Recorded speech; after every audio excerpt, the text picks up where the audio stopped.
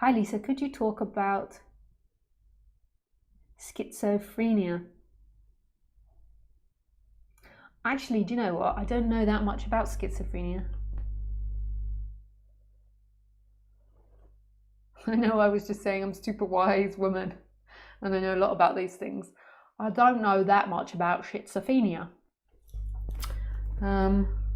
Oops, my microphone.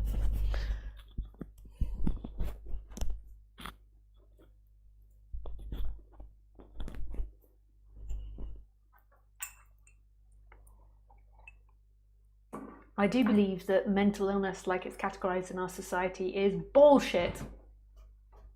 And I believe that a lot of the psychology is and personality diagnosis is bullshit. But it is useful to an extent to be able to understand things. But remember, we've made up everything as humans. Like we categorize all these personalities. So this person's got borderline personality, this person's got ADHD, this person's got schizophrenia, this person's got mania, manic depression. But we've made this all up. It's not a fact. You know,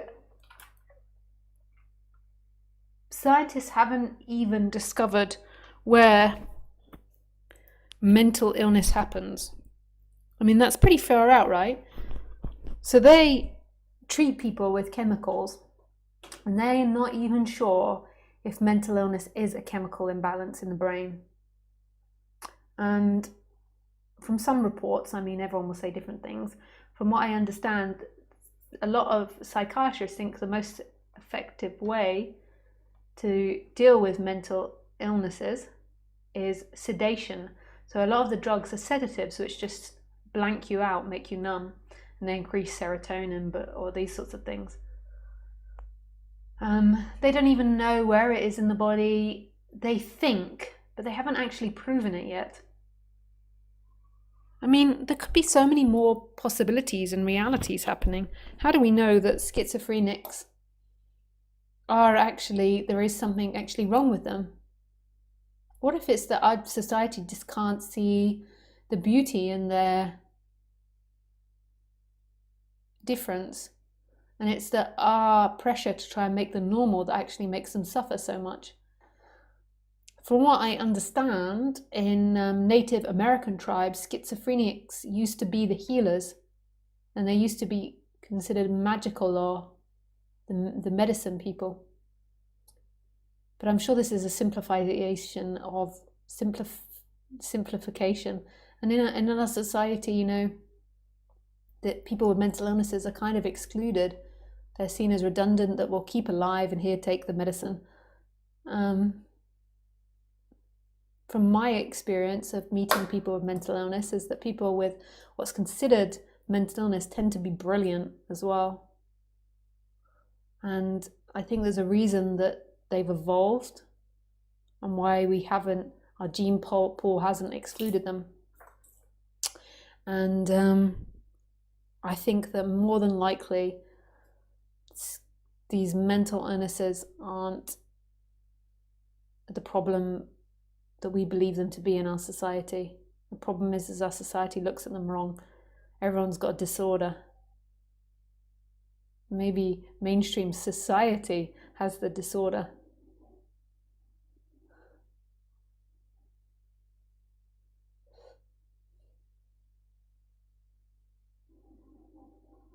I remember Alma told this story when I was at her ashram. She was talking about, I can't remember actually when I heard it, but she was talking about this man that people mocked. He used to go for a poo in the middle of the ashram every day, just in front of everyone, and everyone thought he was just crazy, so they'd clear it up. But they didn't take him seriously, and he would dance, and he was just crazy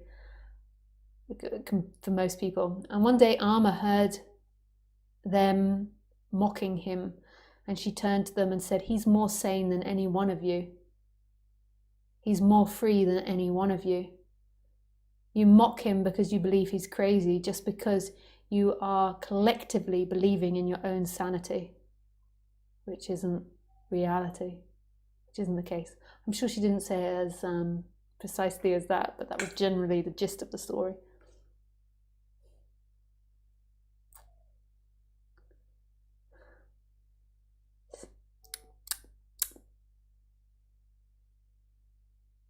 I mean, the collective dream that we all believe in.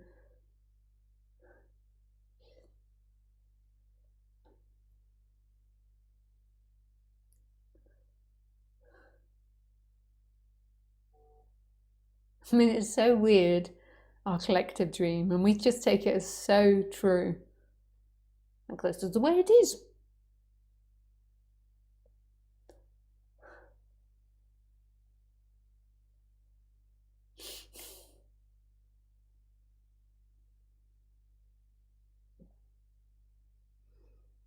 Let me try to think of a collective dream that we all implicitly believe in. Oh, well, the collective freaking dream of birth and death. I mean, that's a craziness. The idea that we're born and that we die, and that we have a soul in our body, and that we have a God up in heaven. I mean, what a crazy collective dream.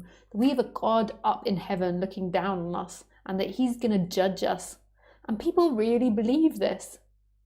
He's going to judge us when we die, and we don't even know what being alive is or who we are, but yet we're like, oh, he's going to judge us when we die. Better do good things. We don't even know what goodness is. Well, better do good things. So what is a good thing? Well, a good thing is, not cheating on your wife, not cheating on your husband, but yet hating each other in your hearts. Living with each other begrudgingly, but staying faithful with each other. And that's a good thing in our society.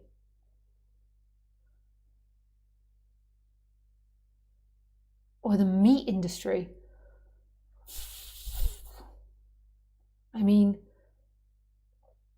just so much of it.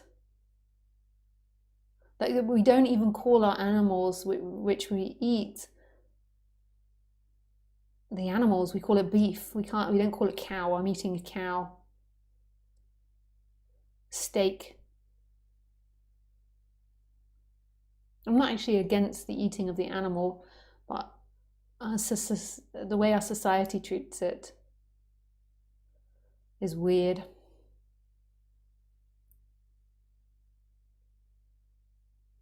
The belief that there aren't different realities happening here.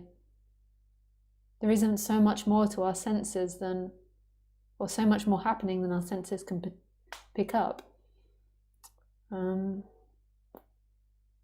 Just the idea of gravity. I mean, you've been told about gravity, but how do you know there is actually gravity?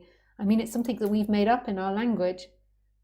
What if it's just, all these beliefs, we just take them as fact, that there is a sun, that we're on a planet floating through space, in a galaxy, and there's a sun. Who knows? Have you been and seen it? What this world is? Who knows what it is? Who knows what good and bad is on the ultimate level? Who knows what action leads to what?